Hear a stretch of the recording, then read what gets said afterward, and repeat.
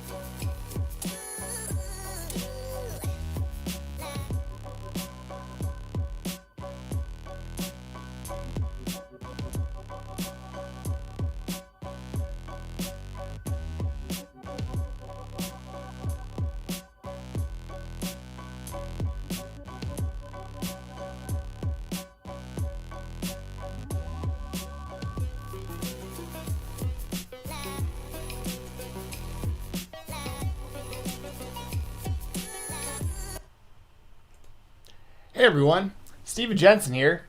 Normally we'd have Jessi Davin on the show, but obviously she has just given birth to her second daughter this past Sunday during the Royal Rumble. I mean, what timing, right? So it's just me today.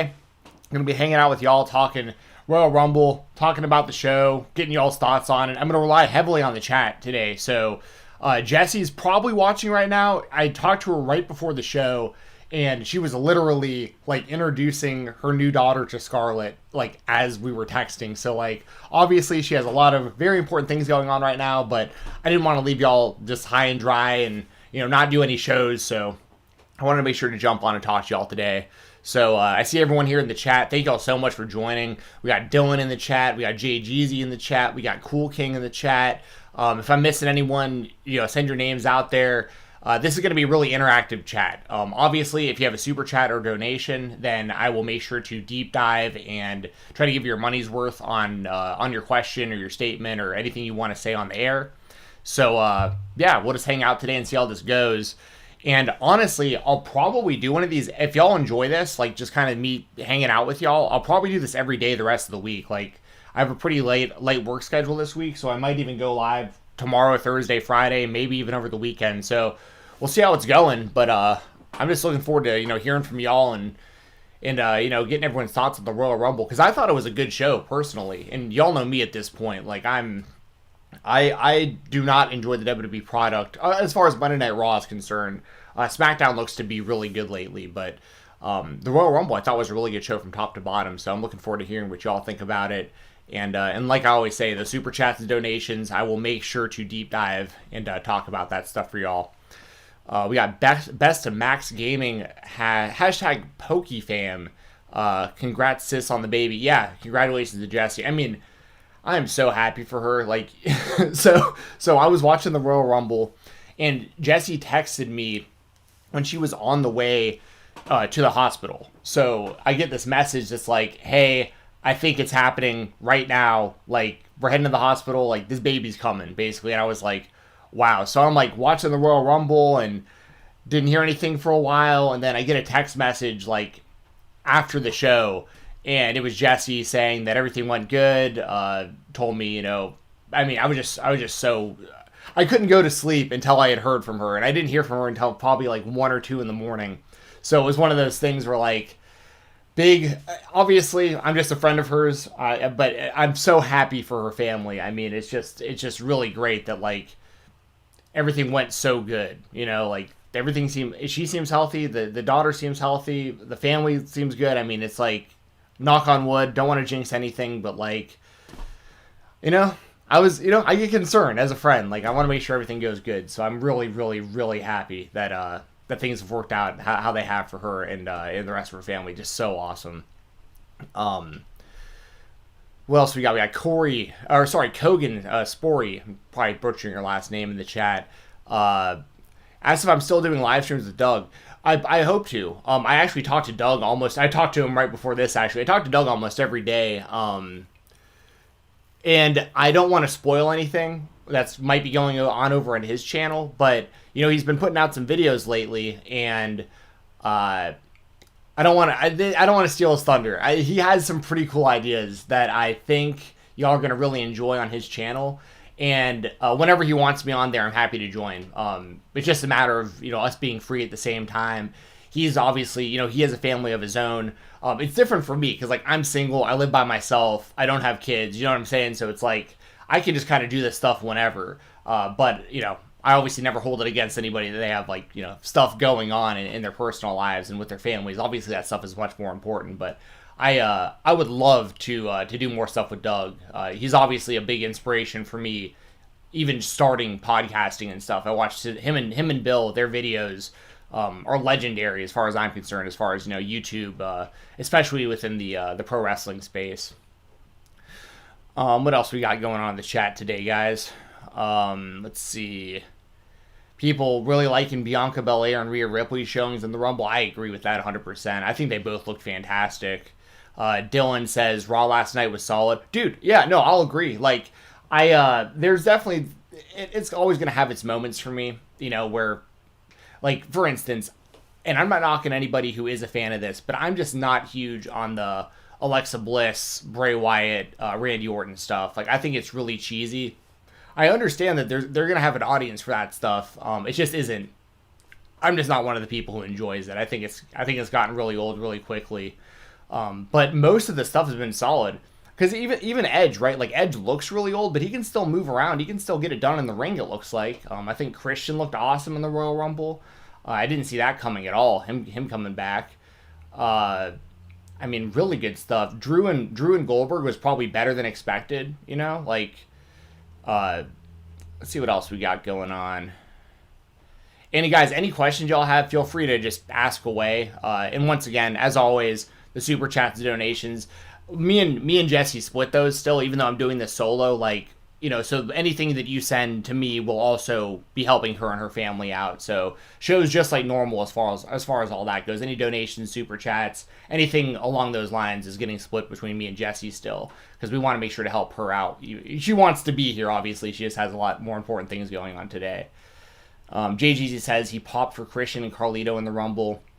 Oh yeah, me too. The Carlito in the Rumble was my biggest mark out moment of the whole show, I think. And he looked great, right? I mean, that dude looks like he is ready to have like a full-on run in the WWE right now. Like, he looks ready to go. It reminded me of MVP last year when he came back for the Rumble, and then I thought it was going to be like a one-off, And fast forward a year, and he's been a part of one of the most important stories on Raw the entire year with the Hurt Business. And I really think he's helped out Lashley tremendously and Shelton Benjamin. Two guys that are not good on the microphone, but they're really good in the ring. And having MVP as their mouthpiece, I think, has worked really, really well. And then Cedric Alexander is kind of like the wild card in the group, but he's doing really good work. So, I could see Carlito maybe coming back and kind of being like MVP, maybe like a part-time situation. I saw that Christian is going to be part-time as well. Jay Jeezy says, as soon as I heard Carlito's entrance music, I marked out hard. Same here. Right when I heard him spit that apple spit noise, I was watching with my friend and one of my brother and one of my friends, and when I heard that spit noise, I like put my arms up in the air, like, and they both looked at me, and I was like, "It's Carlito!" And they were like, "Oh shit, it's Carlito!" Kogan says, "I still have a bad apple pendant from way back in the day. Love seeing Carlito again." Yeah, I think a lot of people were really upset that Carlito wasn't on Legends Night, and it was really good to see him at the Royal Rumble instead. I kind of wish all that Legends Night stuff, all that talk wouldn't have happened at this point, because Carlito would have been a way bigger surprise probably if not. But it was still so much fun. I really, really enjoyed that. Anything else from y'all before I get into this? Because I'm going to just go through the card and just review it all the way up. Deshaun Turner, thank you so much, Deshaun, hitting us with the $5 super chat. Says, Roman should remain undefeated with title until 2022. That's how good he is right now. Dude, I totally agree with that. I would say, I don't know if, I wish the notification came up. Deshaun, you should have had a notification pop up there for that super chat. I'm not sure if that's just lagging or what's... Oh, you know what it is? No, I don't know what's going on. But I see it there, Deshaun. Thank you so much. I would have personally, I'd have Roman Reigns. Yeah, I wouldn't have him lose for definitely for the foreseeable future. I could see, I think he definitely retains at the Royal or at WrestleMania. And there's the notification for Deshaun. It just took a second. So this is the big question, right? Is Edge going to wrestle Roman Reigns or Drew McIntyre at WrestleMania?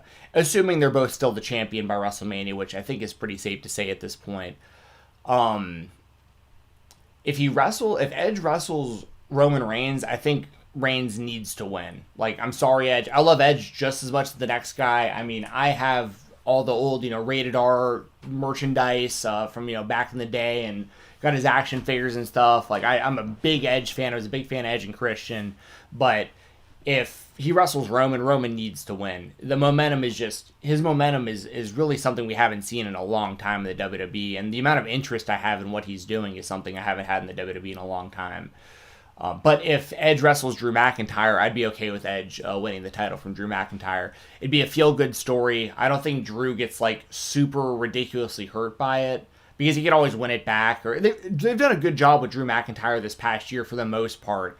And it isn't his fault that there's no crowds around and stuff like that. He was the champion just like the worst possible time. But I would be okay with Edge beating Drew, because as good as Drew has been, and in my honest opinion, I think Roman Reigns is like way up here. And then you have like Drew McIntyre, and then you kind of have like the rest of the roster. But like Roman really stands on his own to me right now. And I would not have him losing. If he wrestles The Rock, I'd have him beat The Rock clean. Anyone else, if Brock Lesnar comes back, I'd have Roman Reigns beat Brock Lesnar clean. I would just have Roman just rolling over everybody. And then, like Deshaun says, in 2022, maybe by then there's enough time, maybe even 2023, like, we need some outliers in the WWE. There's too much 50-50 booking in the company. We need some guys and some girls to just be above the rest. And the reason for that is because eventually, then a second, a third, maybe a fourth, like you needed that Stone Cold Steve Austin. And then like that really, when The Rock and there was Stone Cold and they were having the matches that they were having, the feuds they were having, that's, in my opinion, what really put The Rock on that same level as Steve Austin. And then you had guys like Triple H, getting up on towards that level too at the same time. Mankind and all these guys who were kind of floating around towards upper mid card. But it isn't possible, in my opinion, to break through to that next level unless you have those people to work with. And Roman Reigns doesn't have any of those people. Like, John Cena is the last one of those people they had, and when they tried Cena and Roman Reigns, that was still when Roman was being totally rejected by the audience, and it didn't wind up working how they wanted it to. Now we need that guy, and it should be Roman. He should be above everybody for a while. And then when someone like, I don't know, you name, insert superstar's name here. I mean, it could even be someone like Cesaro, who, like, we feel like is a lost cause at this point in the WWE, even though we all agree that he's incredible. But imagine if, like, they gave him a good push, and then he beat Roman Reigns, like, 2 years from now, after Roman beat everyone else. Like, then all of a sudden, it's like you have another guy on that level. But you need that. You know, you need those kind of guys, and that's what they should do with Roman, in my opinion. He should really, really, really be pretty much an unstoppable force the next couple of years, in my opinion. Let's see what people think about that. Kogan says, I'll start with Dylan. Says shouldn't be losing for a very long time. Like I just said, totally agree. Dylan also says he thinks Edge and McIntyre. I think Edge and McIntyre makes the most sense personally at WrestleMania, but does I mean, I think the story, well, it's two completely different stories, I think, at the end of the day. Like, either way for Edge, the story is he's trying to become the champion win the belt he never lost, basically. You know, he was the world champion, not the WWE champion at the time, but not that really technically matters. The Universal title didn't even exist, you know, when he retired. So, you know, either way, the story for Edge is trying to get that world title back. But the dynamics of those stories are completely different depending on if it's Drew or if it's Roman. Because if it's Drew, you know, it's pretty much Drew just defending a title belt that he's held and pretty much held since last WrestleMania, outside of that short time when he lost it to Orton and then won it back. But with Roman, it's like this vicious killer who, like, the character's totally different, and I feel like Roman needs to dominate Edge. But for McIntyre, it's more of just kind of like that fighter who's, you know, defending against the number one contenders constantly. For Roman, it's like proving a point and being the head of the table. You know, it's dynamically it's totally different, but ultimately it's the same story. And I think that the endings of those stories are totally different, though, because I think Roman Reigns, like I said, I think Roman would have to beat Edge. I think that'd be a big mistake to put Edge over Roman Reigns. But if Edge beat Drew McIntyre, I don't think it's that big of a deal. And it's nothing against Roman. Nothing against Drew. It's just, I could see Drew maybe winning it back from Edge. Roman just needs to... I really can't say enough. I can't say enough good things about how I feel about Roman Reigns right now. I really love what they're doing with him and how he's executing it. Throwback says, what's good, bud? Throwback, welcome back to the chat, bro. Good to have you in here. What else we got? Kogan says, assuming they do Roman versus Rock at next year's WrestleMania, I'd be cool with that. I just don't think it needs to be a title match. I mean, I'm okay with it being a title match as long as Roman retains, you know? I just don't want another CM Punk type scenario where, you know, The Rock comes in, beats Roman Reigns, and then, you know, that seems like it'd be the perfect ending to that story, because then The Rock's like, you know, I'm the head of the table and blah, blah, blah, and he kind of frees his family from Roman Reigns. But, to be honest, I'd like to, I mean, the big issue with the WWE is that star thing that I'm talking about. Like, not having those outliers, not having people who are larger than life, legitimate outside of wrestling superstars, you know?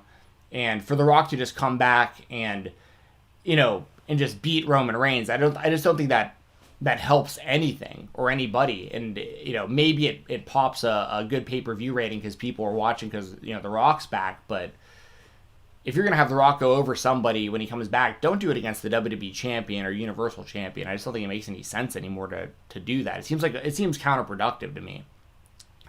JGZ says, I wonder if Cesaro will resign with WWE.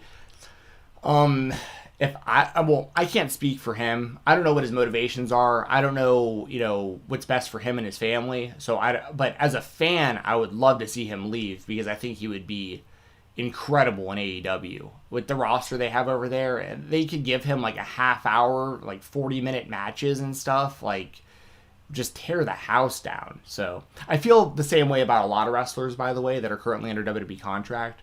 But Cesaro would be like at the top of my list of guys where like I would love to see him get out of the company and see what he does outside of the company again, because So there's still some moves I've seen him do on the indies before he signed with the WWE that I still have not seen him use in the WWE. Like, he has so many tricks up his sleeve that he hasn't even shown in the last like decade. I mean, I think he'd hit the indie scene in AEW he'd be massive again. Let's see. Dylan says, I'm assuming if Daniel Bryan wins the Chamber, he faces Roman at Mania. I think that's a pretty good call. I mean, it seems like a lot of people want to see Roman Reigns versus Roman Reigns versus Daniel Bryan. And I'm one of those people. You know, I picked Daniel Bryan to win the Rumble. Obviously, I was incorrect, but I think that that's the best match you could have for Roman. As far as, like, if they gave those guys, like, a half hour to go out there and just tear the house down, you know, everyone wins. You know, regardless of, you know, if Roman wins or if Daniel Bryan wins, which, by the way, I think Roman should win. But I think that match would be awesome. The story would be awesome.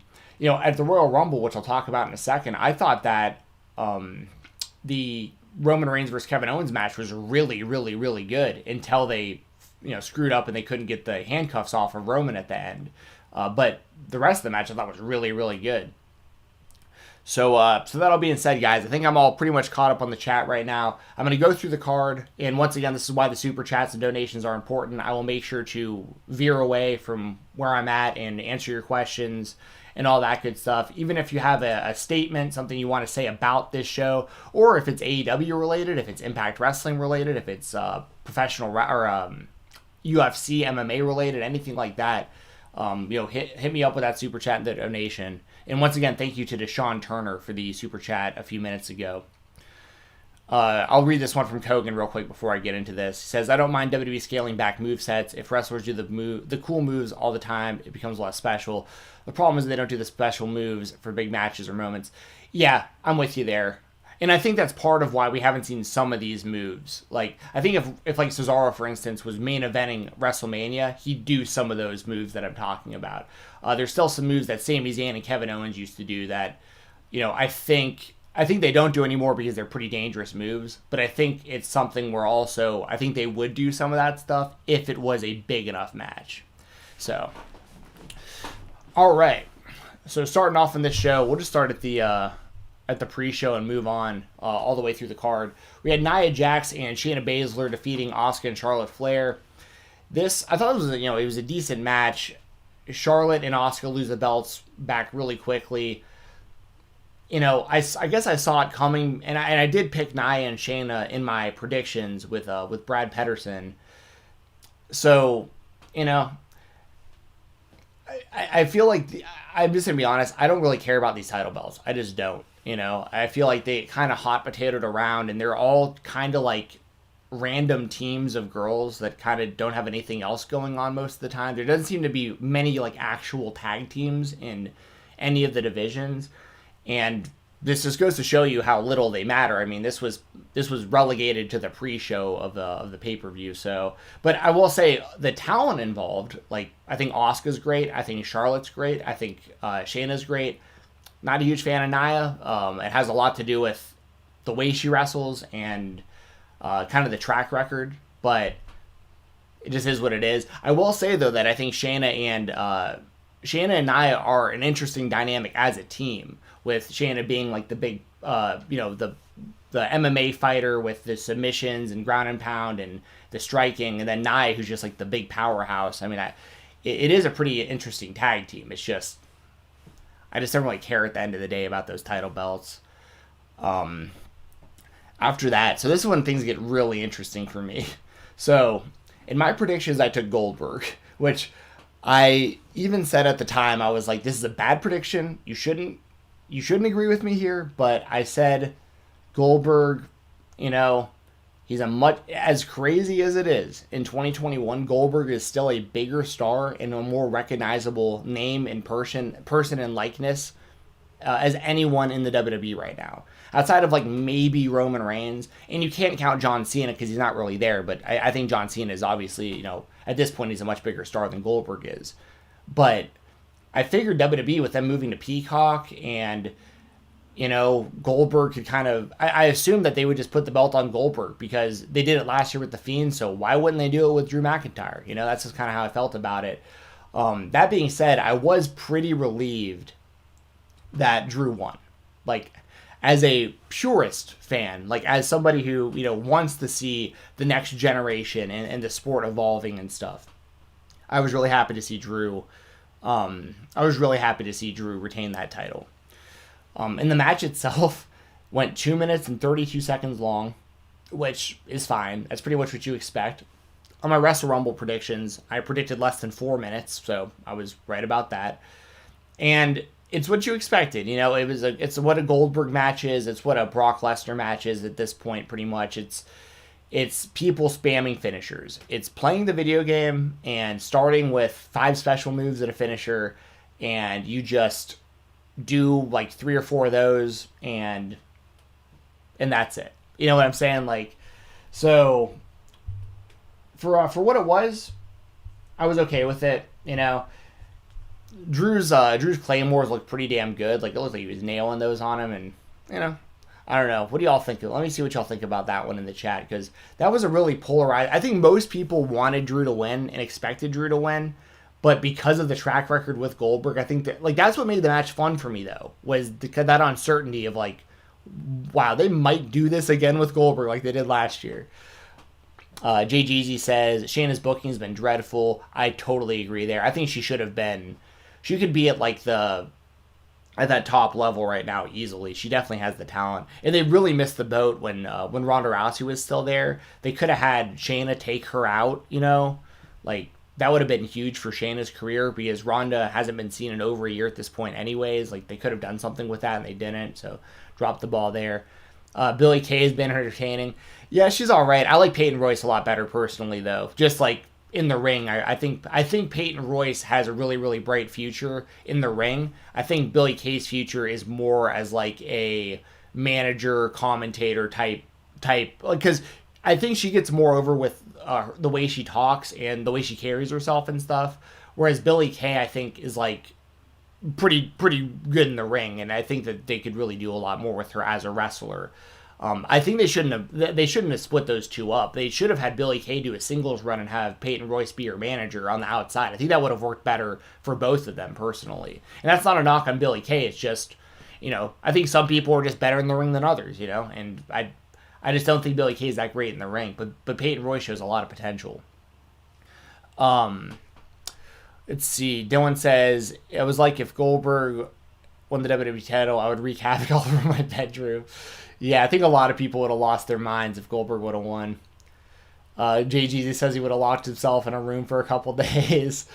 Kogan says, McIntyre won, that's all I care about. Goldberg put him over, and I appreciate that. Yeah, and even told him after the match, he was like, you passed the test, which was kind of cheesy, but I mean, storyline-wise, it's fine, And I guess the big question now for Goldberg is, does he wrestle again? Because last year they were building towards Goldberg versus Roman Reigns, and obviously I highly doubt that's what we get this year. It would make no sense for Goldberg to wrestle Roman now after losing to Drew and losing to Strowman at WrestleMania. So, wonder what they'll do with Goldberg next, because I really don't want it to get to any point where, like, it's one of those things, right? Like, Goldberg, the reason Goldberg works at all within the context of current WWE is because of how dominant he has been. Like, the way that he came in, after his long hiatus and beat Brock Lesnar in like a minute 30. And the way that he, came back and beat, Dolph Ziggler and The Fiend and that kind of stuff. But if we just see him going out there now and losing in a few minutes to Strowman, to McIntyre, who, people that WWE is positioned as, really high up there in the pecking order for sure. But if Goldberg, his match with The Undertaker was atrocious, and he lost that one. And it's one of those things where, like, at a certain point, beating Goldberg won't really mean that much if he's always losing. So I'm interested to see how they use him going forward, or if that's just it for him. Or if he gets into an Undertaker-type scenario where he's, like, chasing that dragon and keeps coming back for one more match, trying to, like, walk away with, like, that one perfect moment, which that is I see that in mixed martial arts a lot more. Well, I shouldn't say a lot more, but it's the same kind of idea. You see it in MMA and pro wrestling a lot, where In pro wrestling, it's a little different because people can be protected. You know, it isn't a real fight. Obviously, there's a lot of physicality to it, but, you know, if Hulk Hogan wanted to wrestle another match, which I'm not recommending, but if he did, hypothetically speaking, they could take a lot of shortcuts and he really wouldn't have to move around and do much. But in like MMA, the opponent is like looking to take you out. You know what I mean? So obviously it's a little bit different, but the idea is the same, where it's like you want to go out on like a good memory, on like that big, like, all right, I felt good about that, I can hang my boots up. And for some guys, it's way harder than others to just walk away, you know. That's why it's so nice to see certain people leave at the top of the game. Like Henry Cejudo left as UFC champion. Khabib Nurmagomedov left as UFC champion recently. You know, guys who can walk away at the top, I think it's really great to see, and they get out with their health most of the time too. In the chat, hit you with the real. There's Doug, by the way. Kogan, who was asking if I was going to be doing anything with Doug anytime soon. There is Doug in the chat with the new name, hit you with the real. Says, is Drew facing Sheamus and Mania? If not, what makes sense? Dude, so that's what I think is going to happen, because, you know, beginning of Raw, obviously, you know, Sheamus turned on Drew, hit him with the brogue kick. I don't know if they're going to do that, though, at Mania, or if they'll do that at, like, Elimination Chamber, and I think they have Fastlane also before Mania, so maybe it's there. If Drew isn't facing Sheamus, I mean, I think it should be Drew and Edge, but I think it's also really possible it's Roman and Edge. I really don't know what they're going to do with that. So that would be my answer. I think as of right now, I'm leaning towards Edge versus Roman and Drew versus Sheamus. But if we get Edge versus Drew, I think that's totally possible as well at Mania. We got to see how it all kind of plays out, and when Edge makes that announcement of who he's going to wrestle at Mania for the belt. Let's see. Dylan says Drew's facing Sheamus at Elimination Chamber. At Elimination Chamber, it's all but confirmed. I mean, that, like I said, I think that's totally possible as well. Doug says Goldberg was booked really well. Looked like a badass who came real close, but the younger guy just had the edge. Yeah. No, I mean, I agree with that, but you know what I mean, man. It's just one of those things, like, if he's always losing, though, the appeal of, like, and like the big moment of beating Goldberg just obviously gets diminished a little bit every time he goes out there and loses, I feel like. It'll kind of happen to Brock too. Like, if the difference with Brock is they're pretty good about, like, if he loses, he winds up coming back looking, you know, pretty much stronger than ever, and then by the next time he loses, everyone kind of forgets about it, and then he comes back and they just kind of rinse and repeat. With Goldberg, it's like, lost Undertaker, beat The Fiend, which made no sense, lost to Strowman, lost to Drew. Now it's like, what if he goes out there and loses to the next person he wrestles? It's like, okay, well, at a certain point, I just don't care as much, you know? But I do agree that they're very smart in how they book Goldberg as far as, like, really, really short matches like he would have in WCW versus when he came into WWE and they were having him go out there and making him wrestle for like 15, 20 minutes and stuff, and it just wasn't good because that isn't what he does. Tim Last says, where the heck is Murphy? I have read reports about visa issues. I wonder if he's having troubles like Dakota did. Tim, thank you for joining the chat, and I have no idea, to be honest. I have not seen Murphy in a long time, and I think he's really, really talented. Maybe he is having problems coming over. I think it's a total possibility, because otherwise, I don't know. Outside of the WWE just creative not having anything for him, which I feel like would be almost impossible considering he was like really... Well, also, to be fair, Rey Mysterio and Dominic just came back, and I think they both had COVID. I think that's what I read. So if maybe they've held Murphy off TV because Rey and Dominic couldn't be there, and he's so, like, entangled in that story right now with was it Aaliyah, his daughter, Rey's daughter? So, Kogan says, if it's Roman versus Edge and Drew versus Sheamus, my question is, what are they going to do with Daniel Bryan? isn't this going to be his last hurrah before he winds down? Dude, I don't know. And Daniel Bryan's another one of those guys, too, where I think he's a pretty stand-up guy, but, I mean, he could, similar to Dean Ambrose at the time, like Mox, he could tell the WWE, like, I'm winding down so that they aren't, like, nagging him about re-signing or trying to get him on a Legends deal or something, like, right away. And maybe he's... Because he's a guy who it would be incredible to see Daniel Bryan in AEW, for even if it was just for, like, a year or two. Because that's how you put people over. Like, if Daniel Bryan showed up and, like, won a couple big matches, and then on his way out, you know, lost to some of these up-and-coming guys, if we can get a big Kenny Omega Daniel Bryan match at some point, you know how incredible that would be? I mean, jeez. Man, there's so much good stuff he can do. But if he stays in WWE and winds down his career, that's another reason why, like, I don't think I would give Daniel Bryan the title, you know? Like, if he actually is going to leave the company and he's going to wrestle Roman Reigns, I think Roman's going to be the one that's going to be there for the next decade plus, I think. Unless something really goes sideways and he leaves. But I think a lot is going to have to happen for something like that to go down. I mean, he basically I shouldn't say no-showed, but, you know, this past year when he sat at home because of COVID, which I think he had every right in the world to do, given, you know, his health and stuff. I have no issue at all with that, but I feel like, I mean, if he can do that to the WWE and then come back better than ever and finally get this monster heel push, I think Roman's going to be there. He's a lifer in the WWE, I think, you know. So I guess that's a long way of saying, if Daniel Bryan's going to be around for a while, I would be cool with them giving him another, you know, big world title run or something, but not at the expense of someone like Roman Reigns, that I think is just white hot right now and could be your guy for the next decade. You know what I mean? JGZ says, hype for the return of the NCAA football game. I want to know, I haven't looked into it. As long as they figured something out that's fair to the players and the schools and EA and all that stuff. Because I remember when that game went away, it was those players were getting screwed so hard. Because if y'all remember, they would put like number 8, so in the, like, that's like was their name on the game, would just be their number, but it would look just like the real player, and they'd have the attributes and the statistics of those players, and they would even put someone on the cover who had just graduated that past year. So, like, it was all a big way of not paying any of the college players, which is a whole other conversation in itself, whether or not college players should be paid.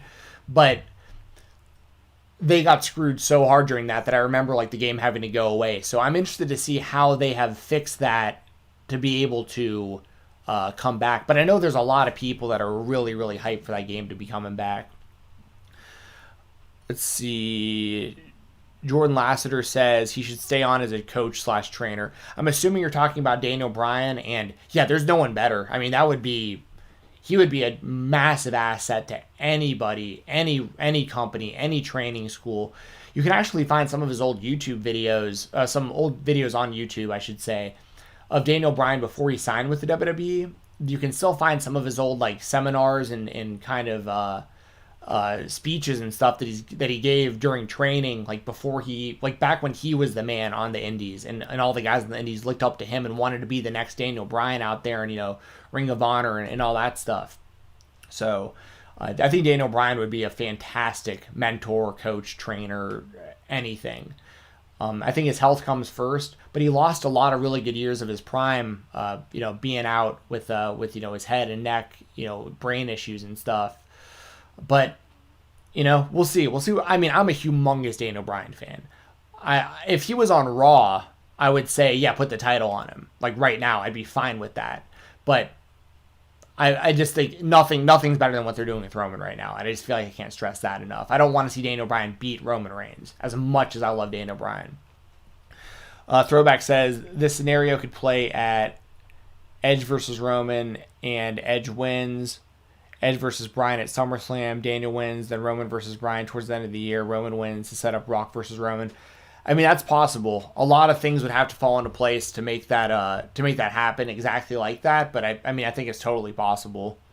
And I'm a fan of everybody involved. So, yeah, we'll see. Moving on in this show, we had Sasha Banks defeating Carmella with Reginald. She retains the WWE SmackDown Women's Championship. Obviously, I like the result of this. I think Sasha's really, really, really good. She's one of the best female wrestlers in the world, in my opinion, and she's in the conversation, even amongst, like, regardless of gender, as far as, like, the way she moves in the ring, her move set, the way she carries herself. Like, she comes across like a professional wrestler.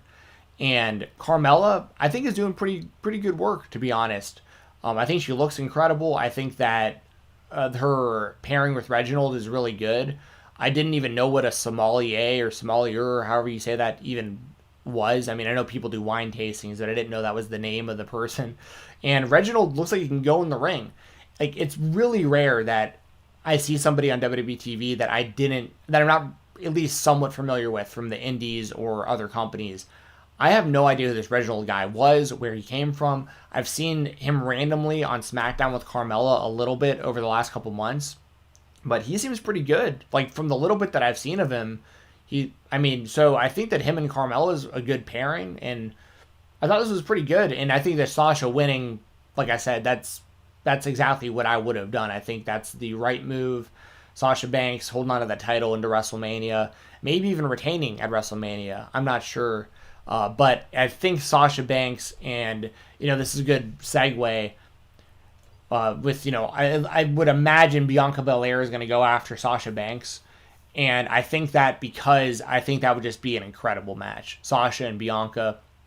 I think that Bianca winning the Royal Rumble made her look great. I thought the Women's Royal Rumble match itself was great. One of my favorite parts of this match actually was when Alexa Bliss started, like, transforming into the Fiend or whatever, and before she could transform, they eliminated her. I thought that was so funny.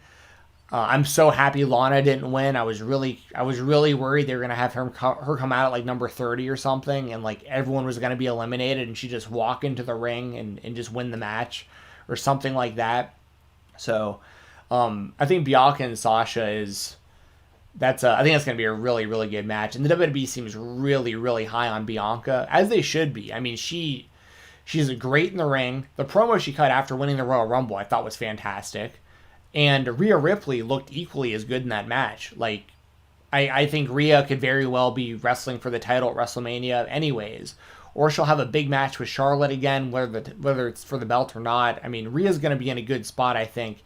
And once again, this is so well-deserved. Both of them. Like, as somebody who, I'm pretty harsh on women's wrestling sometimes, and I'm really harsh on intergender wrestling sometimes, but these are two perfect examples of, like, these two 1 billion% deserve the spot that they're in right now, and push them. Like, push them. They are super talented. There's a lot of really great women's talent in the WWE right now. There really is, across all the brands. So when you add in women like Bianca Belair and Rhea Ripley into that mix, I mean, they have some really, really, really bright futures, I think. Let's see. Eric Clark says, "What up, man? How do you the Edge won the Rumble?" I think you're asking how I feel about it. I'll talk about that in just a second when I get to that match, but spoiler alert, I really enjoyed the match. And thank you, Eric, for joining the chat. But what are y'all's thoughts on Bianca Belair? I want to know that in the chat, because I feel like Bianca has been like, really, like, the fans seem really behind her right now. You know what I mean? Like, and same with Rhea. I feel like this is, like, a really, really, really bright spot for the women right now. Like, you add those two into the mix, you already got Sasha as the champion. You got Asuka as the champion. I think Asuka's incredible. You got Charlotte always looming there. You got Bayley always looming there. You have Becky coming back at some point. You have Ronda Rousey maybe coming back at some point. I mean, you got good talent in NXT. You got Carmella looking good with what she's doing. I mean, I think the women's divisions are looking really damn good in the WWE right now. Moving on, another match I really, really enjoyed. So we had Roman Reigns defeating Kevin Owens in a last man standing match to retain the WWE Universal Championship. like I said, I thought this match was incredible until they couldn't get the damn handcuffs off of Roman Reigns at the end of the match. Like, that sucked. And it was so sad because, like, the referee is supposed to be counting to 10, you know, and has to clearly, like, stop the count and try to figure out, like, hey, how are we gonna, if we can't get him out of these handcuffs, what are we gonna do? Because it took forever to get Roman Reigns out of the handcuffs. But other than that, I thought the match was awesome. Like, Kevin Owens jumped off of a whole bunch of cool stuff. Roman Reigns looked like an animal, which is exactly what he should be doing. I mean, Kevin Owens looked, I mean, for a guy like Kevin Owens, who I thought started off really hot in the WWE when he was NXT champion, and then the WWE clearly soured on him at some point. I think around the time he wrestled Jericho at WrestleMania in Orlando, because I remember Vince not being happy with that match. They caught that on camera for a documentary. So I feel like Kevin Owens has got to be in the good graces of the WWE at this point again, because he's looking awesome, and the right person won. I feel like you can. I've said it plenty. You can't have someone go over Roman Reigns right now, and yeah, what did y'all think about this match? Because I thought this match was awesome. I mean, this whole show was really, really good. And speaking of that, the main event, a lot of good stuff. We talked about a little bit earlier. Carlito returning was awesome. Huge mark-out moment. Christian returning was awesome. And he looked to be in great physical condition. That was great to see. Edge and Christian out there hugging in the ring. That's good stuff. Edge winning the match, you know, I thought it was good. The story is good.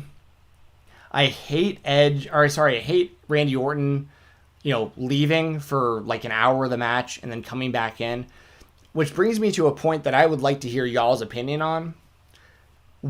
I really feel like they need to revise the rules of the Royal Rumble. And there was a good example of it in the women's match as well. I believe it was Naomi. When Naomi landed on her back on the outside of the ring, and she wasn't eliminated because her feet didn't touch the ground. That's so weak. Like, that's such a dumb rule. Even a few years ago when Kofi did the handstand and, like, walked, like, around outside of the ring on his hands, I mean, it was impressive physically, but, like, you know, 2 hands should count as 2 feet. In my opinion, it should be if any body part touches the ground outside of the ring, you're eliminated. Don't care if it's 1 foot, don't care if it's 1 pinky. Don't care. Yeah, I don't care if it's your hair brushing the ground. Like, you touch the ground, you're out. And I would even be okay with it being where you didn't have to get thrown over the top rope. Like, if you leave the ring and touch the outside of the ring, you're eliminated.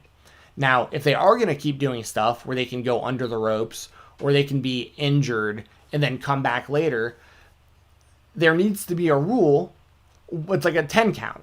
Like, if you get out of the ring, there's a referee there counting to 10, and you got to get in the ring before the 10 count, or else you're out. Because otherwise, people should just do what Randy Orton did every year. Just leave. And then when there's no one left, just come back. Santino almost pulled it off also, 10 years ago, or whenever that was, when Del Rio won that 40-man Royal Rumble. So they need some other rules. Like, there needs to be a rule in place where when your entrance music hits, you have to get into the ring before the next person gets into the ring, or else you're eliminated. Because otherwise, same thing. You could just, your music hits, you just never show up.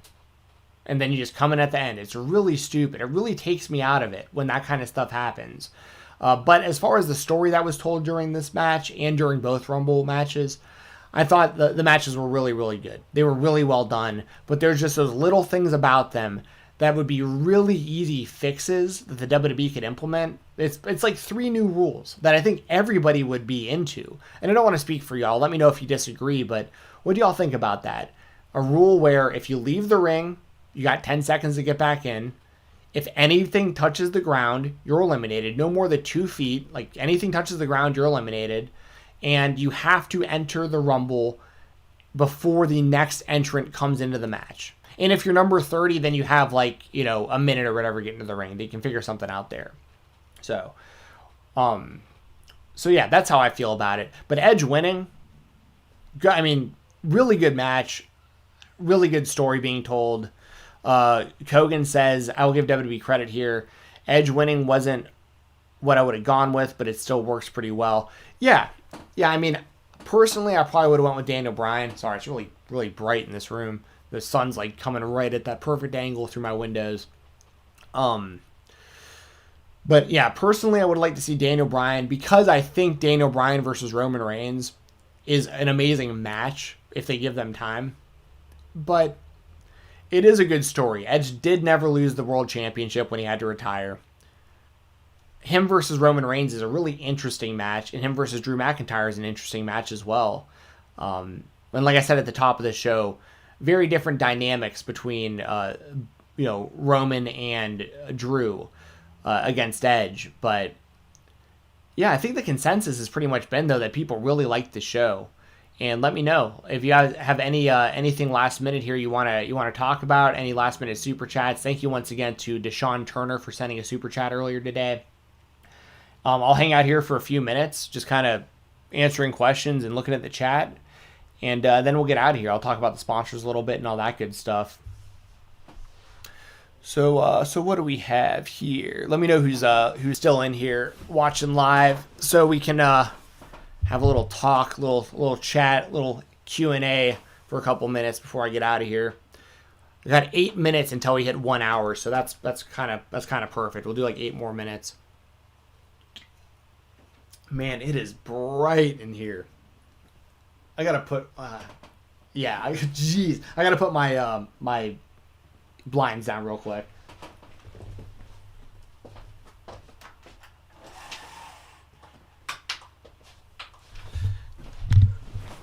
That's a little bit better. All right, so Kogan says, I was fine with the 1 foot when Shawn did it in 95 because the presentation felt like a technicality in sports logic. Now the whole thing feels like a cheap joke when they do it all the time. Yeah, I agree with you 1,000%. That's funny. I've got lines because of my blinds now. This sun is literally like right in my face. But yeah, for the story, and that was also 95, right? I mean, that would have been what the first Royal Rumble was in 88, I think. So you're talking, the thing hadn't even been around for 10 years, and it probably wasn't a pay-per-view until like 90 or so. So it was still early enough on that you could pull that kind of stuff, and that made for an interesting story. And because there's been a lot of rule changes and stuff with the Royal Rumble over the years. Like, I remember when Bret Hart and Lex Luger tied in the Royal Rumble, and then years later, we saw The Rock and The Big Show tie as well, but then like The Rock won, but then I think technically The Big Show won. Can't remember exactly how the story played out with that, but they all wound up being a 4-way match at WrestleMania for the title with McMahon in every corner. And then you had the one where John Cena and Batista like accidentally both eliminated themselves at the same time, and that's the one where Vince McMahon came out and like tore both of his quads trying to get into the ring, which was super bizarre how that all went down. But the point being, they can really change these rules whenever they want to. But I'm with you, Kogan. Like, in 95, it did make sense because that whole story was like Shawn went over the top, his feet were dangling, one touched the floor, everyone thought he was eliminated, got back in the ring, won the match, and then it was a cool swerve at that time. But now, like you said, Kogan, it's really just like a cop-out to try to do like the wacky Kofi spot or like the wacky John Morrison spot, which those things were very impressive, by the way. Like when John Morrison just like latched onto the barricade and stuff and like tightrope walked it and jumped onto the ring steps and all the cool stuff Kofi's done. I mean, it's all physically impressive, but it's also like in football where I'll probably mess the rules up as I'm saying them like off the top of my head here, but in like the NFL, you have to have 2 feet in when you catch the ball for it to be a completion, that counts to advance the ball, down the field. But you can have 1 foot in, and then like if you had a foot in and you fell down like on your forearm and elbow and like slid out of bounds, like that counts as 2 feet. Like multiple body parts have hit the ground you're in. It doesn't have to technically be the 2 feet. You know what I mean? Throwback says, what are you excited for tonight's Impact? Also, there were botches in the Rumble. If you look closely, Bianca touched the floor, so Rhea can say that her feet touched. Oh yeah, I mean, there was another one. I don't know if it was Peyton or there was somebody who definitely, I can't say definitely, but it looked like they fell out of the ring without meaning to. Like they were on the ring apron and then they kind of fell off onto their back, and everyone looked a little surprised when it happened. Can't remember exactly who it was, but I remember at some point during the women's match seeing that. And as far as tonight's Impact, let me pull up the let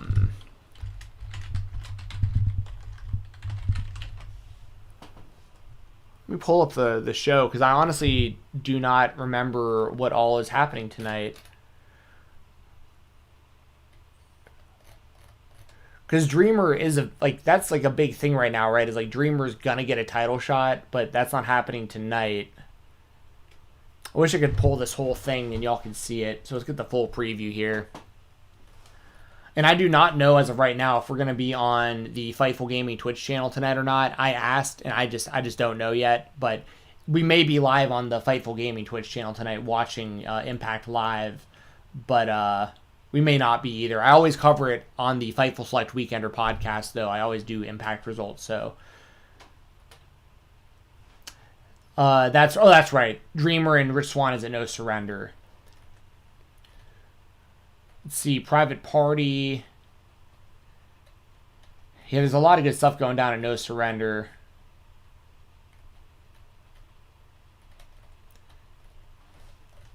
I mean, the thing that I'm looking forward to the most just in Impact right now in general, outside of like all the story that's going on with Kenny Omega, the main thing that I'm the most interested in is Moose and Rich Swann, because you have to imagine that Rich Swann is going to retain the title over Tommy Dreamer, and then Moose is guaranteed his shot. So that's what I'm really looking forward to most, I think, because I was never a big fan of Moose, but over the last 6 months or so, I think he's really putting it all together, and I buy him now big time as a title shot, like as the champion, to be honest. Like I could see him beating Rich Swann for that title. I could see Rich Swann retaining as well, but I think that Moose will win the title at some point soon. They've really invested a lot into him, and his push has been really, really well done, in my opinion. Basically, everything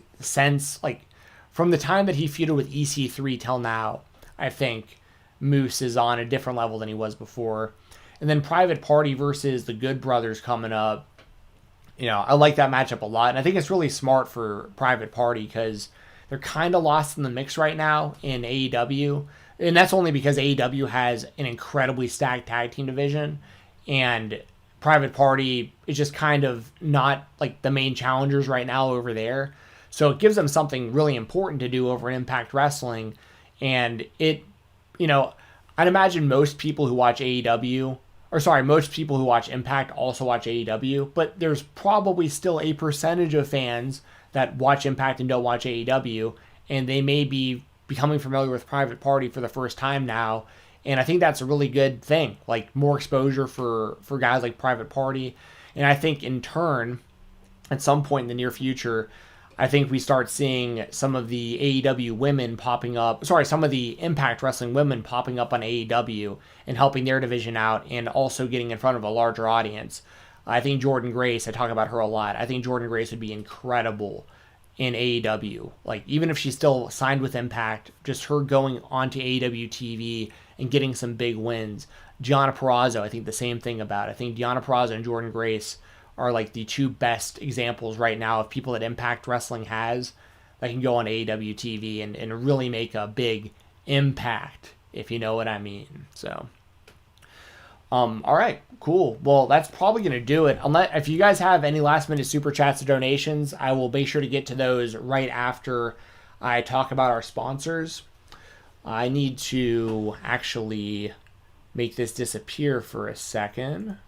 There we go. Don't want any of my personal info popping up on the screen while I go log into my Facebook here. But I will be talking about our sponsors here in just a second. And like I said, any other last minute questions, statements, comments, anything you got, now is the time to let me know, because I will, I'll read this off, and if there's anything left to get to, I will get to that before we get out of here.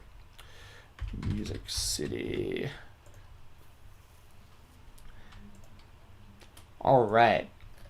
So let's see how this looks. I hope this looks all right on this screen here. Yeah, good enough. So we got Music City Toys and Collectibles. This is the place to be for action figures, DVDs, autographs. I mean, anything pro wrestling related. I get a lot of my action figures from them. I get autographed 8x10s from them. Whatever it is, they got your hookup.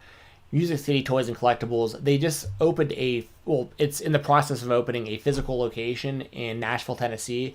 So their online store and everything on Facebook that they do, still going to be up and running like it always has, but they're going to have a brick and mortar soon. So huge shout out to Music City Toys and Collectibles. Make sure to follow them on all social media. Just search Music City Toys and Collectibles. Shout out to WrestleRumble.com. They have the best fantasy pick'em contest for professional wrestling. The winner of the Royal Rumble pick'em contest wound up winning $1,000 cash. Second place got an NWO replica title belt, and third place got a old school white strap Winged Eagle WWF title belt. So awesome stuff. And then they gave away 3 title belts in their raffle too. So stay up to date with all their stuff. Get in on the contests and the raffles. Go to WrestleRumble.com and search them on all social media at WrestleRumble. Give them a follow. And speaking of follows, hit on my brother Bryan Jensen. His Instagram handle is BoxingATL. That's BoxingATL. He is a co-owner of Steel Boxing and Athletics, a gym in Atlanta, Georgia. He helps with Parkinson's Foundations and does a whole bunch of stuff to help you reach your goals. Whether it's looking to lose weight, get in better shape, learn how to throw hands, you want to compete at an amateur level, a professional level, if you have any kind of neurological issue, he can help you with all of these things, no matter what your age is, no matter what your gender, your sex, your race, nothing. He is going to help you reach your goals. Hit him up on Instagram, BoxingATL. It's the best way to reach him, and that's it. Hit him up, support him because he supports us. Same with all of our sponsors. So that's going to do it for today. You can give me a follow on Twitter at FightTalk_, FIGHTTALK_. Throwback says, if you're not welcome to pop in tonight, just saying. Okay, if I'm not on Twitch for Fightful, I may pop on in with the Throwback. I'll see what's going on tonight if I'm not needed at Fightful, so I will find out.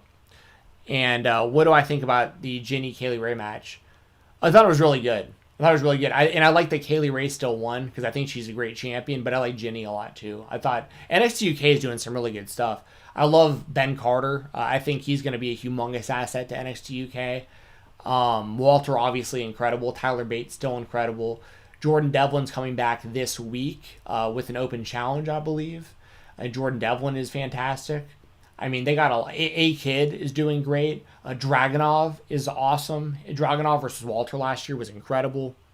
So a lot of good stuff on NXT UK. A lot of good stuff.